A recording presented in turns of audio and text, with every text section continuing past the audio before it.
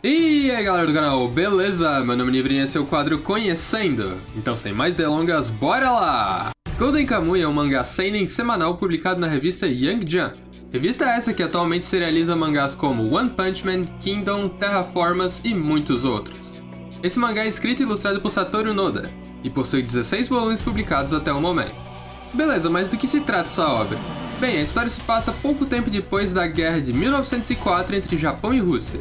O protagonista é um ex-soldado que participou nessa guerra, chamado Sugimoto Saichi, mais conhecido como Sugimoto o Imortal, e eu acho que eu nem preciso explicar o porquê, né? Depois da guerra, Sugimoto passou a garimpar pelos rios de Hokkaido à procura de ouro para assim ajudar a esposa de um amigo que morreu nessa guerra. Certo dia ele ficou sabendo de um rumor sobre uma enorme pilha de ouro escondida naquela região, e que o mapa para encontrá-lo estava dividido entre várias tatuagens de ex-presidiários. Enquanto investigava isso, ele acabou sendo atacado por um urso. Mas para sua sorte, uma garota indo da região apareceu e salvou ele com uma flecha envenenada.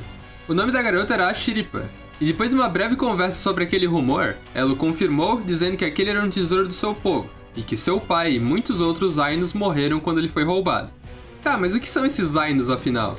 Simplificando bastante, Ainos são tipo os índios daquela região do Japão.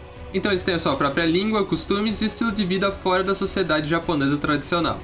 Continuando, segundo informações de um dos tatuados, Sugimoto ficou sabendo que quem roubou o ouro foi um homem misterioso conhecido pelo apelido de Noperabo. Apelido esse que vem do fato desse homem não possuir uma face, assim como yokai das lendas japonesas.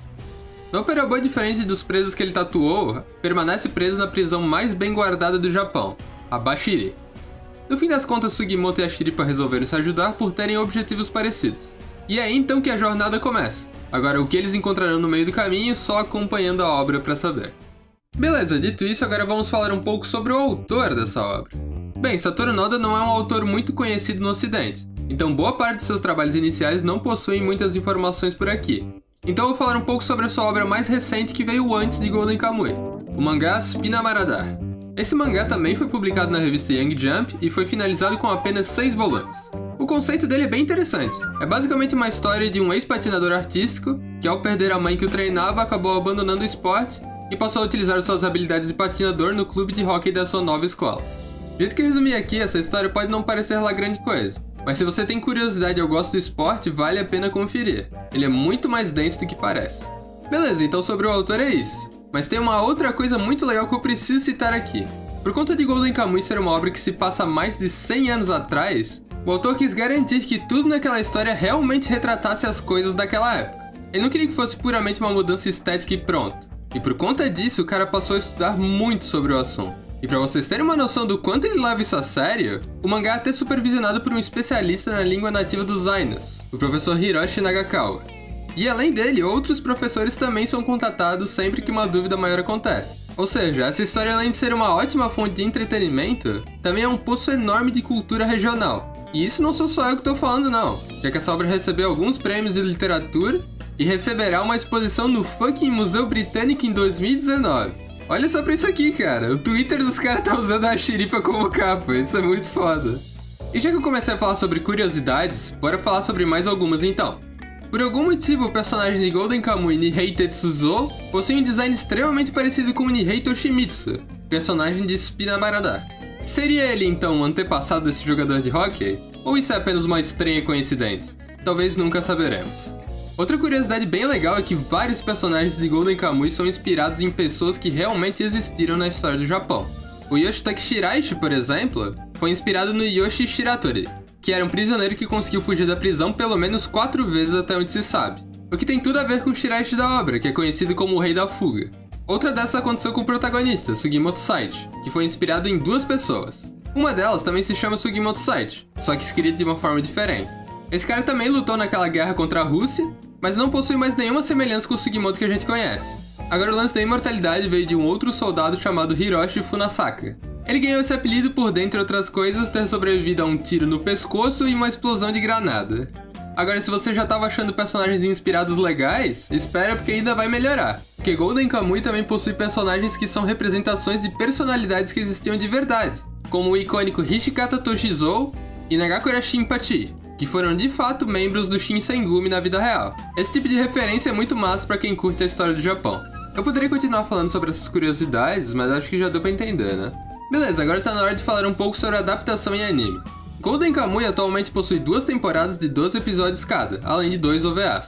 O estúdio responsável é o Geno, estúdio esse que foi fundado em novembro de 2015, como uma subsidiária da Twin Engine. A maioria dos empregados desse estúdio são ex-funcionários do estúdio Manglobe, que pra quem não sabe acabou falindo em setembro do mesmo ano. Até o momento, Golden Kamuy é o segundo anime do estúdio, tendo como primeiro anime a adaptação do mangá Kokoku Moment by Moment, que é uma história muito bizarra sobre uma galera que consegue viver dentro do tempo parado.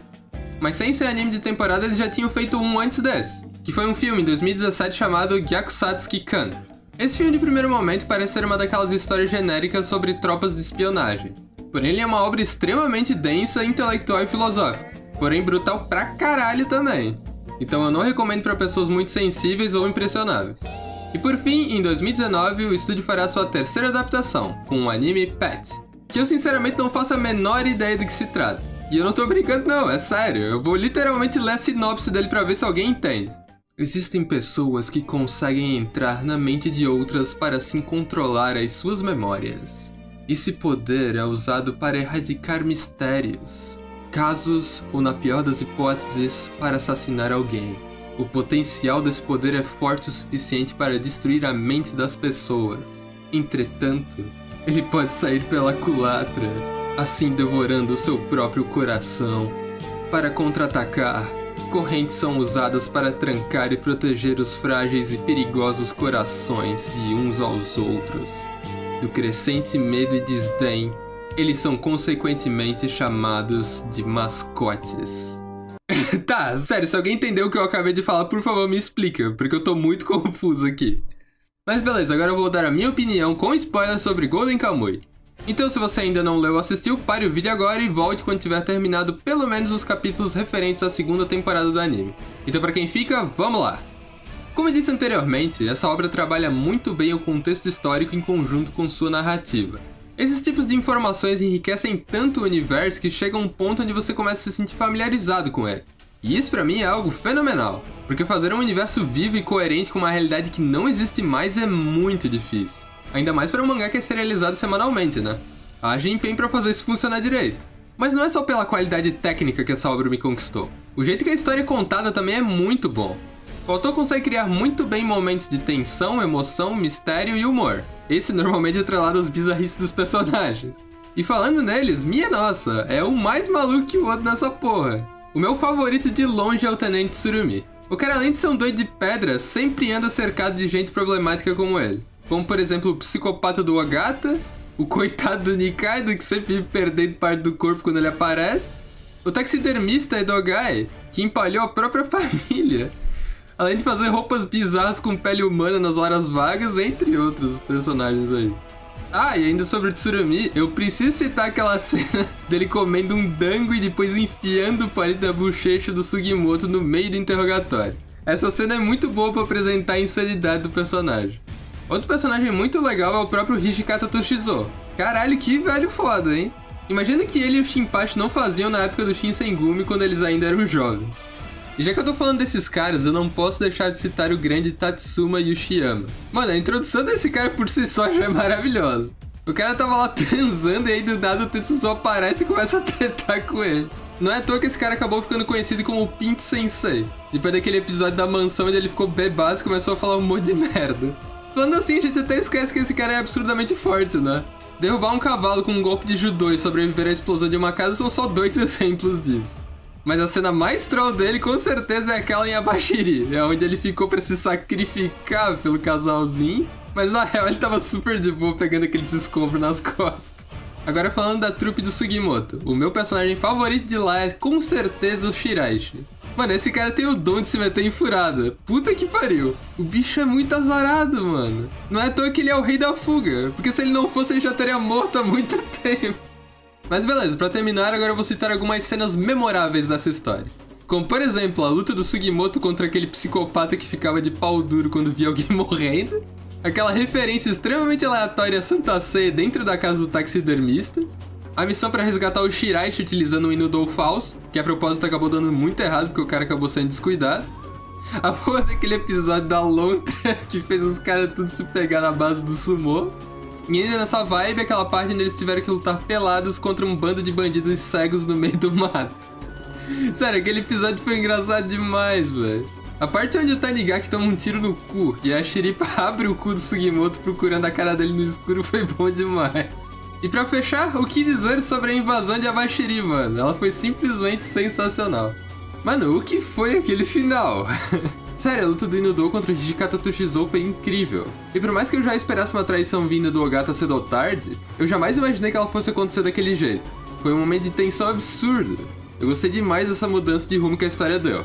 Tipo, quem iria imaginar que em algum momento o Sugimoto iria se aliar ao Tsurumi? E é por essas e outras que Golden Kamuy foi com certeza o meu anime favorito de 2018. Mas e aí, o que vocês acharam dele? Me digam aí nos comentários e falou, galera!